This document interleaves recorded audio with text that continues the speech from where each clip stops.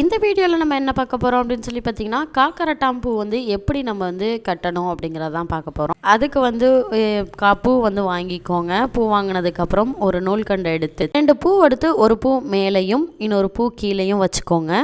2 பூ வச்சதுக்கப்புறமேட்டு இந்த பூவை மேலேருந்து அடி வழியாக எடுத்துக்கோங்க.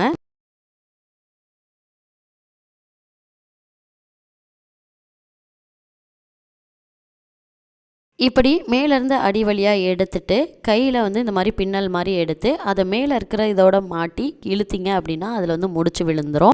இதே மாதிரி நம்ம வாங்கி வச்சிருக்கிற பூ எல்லாத்தையுமே எடுத்துக்கோங்க. இதே மாதிரி மேலேருந்து கீழே ஒரு ஸ்க்ரோல் பண்ணி அதுக்கப்புறமேட்டு ஒரு நாட் மாதிரி மேலே போட்டு எடுத்துக்கோங்க. பூ வந்து நாட் விழுந்துரும். இப்படியே எல்லா பூவையுமே எடுத்து தொடுத்ததுக்கு அப்புறமேட்டு ரோஸ் வந்து எடுத்துக்கோங்க.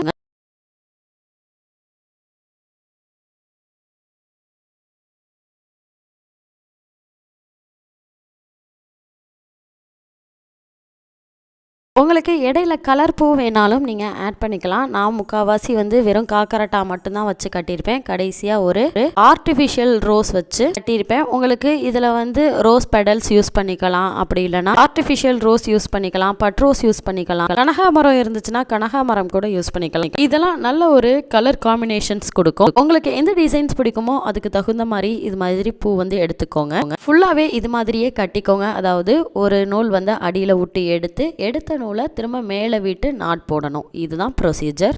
நமக்கு பூ கட்ட தெரிஞ்சிச்சுன்னா ஒரு பெரிய பெனிஃபிட்ங்க. ஏன்னா நம்ம கடையில் போய் வாங்கணும் அப்படின்னா ஒரு 100 பூ வந்து 30 ரூபா, 40 ரூபா, 50 ரூபா அப்படி சொல்லுவாங்க. அதை ஒருத்தர் மட்டும்தான் வைக்க முடியும். ஆனால் இது மாதிரி நம்ம உதிரி பூவாக வாங்கி கட்டி வைக்கும்போது ஒரு 2லேருந்து 3 பேர் நம்ம தாராளமாக வச்சுக்கலாம். கூடுமான வரைக்கும் எங்கள் வீட்டில் நாங்கள் இது மாதிரி உதிரி பூ வாங்கி கட்டி தான் நாங்கள் வச்சுப்போம். ஸோ இந்த மெத்தடை நீங்கள் ட்ரை பண்ணி பாருங்க. எக்கனாமிக்கலாக ரொம்பவே ப்ராஃபிட்டும் கூட.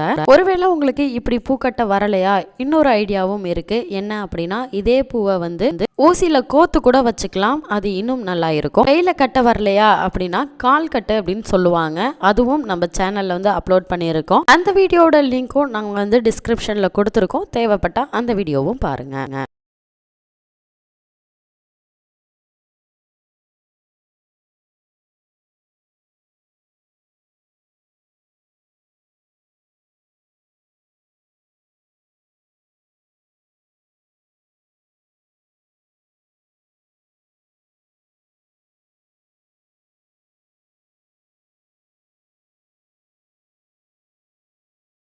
அவ்வளோதாங்க, எல்லா பூவும் கட்டி முடிச்சாச்சு. கட்டி முடிச்சதுக்கப்புறம் நம்ம கட்டின பூ எப்படி இருக்குன்னா இப்படி தான் இருக்குது. இன்னும் வேறு ஸ்டைலெலாம் நிறைய பூ கட்டி பார்க்கலாம். பாய்.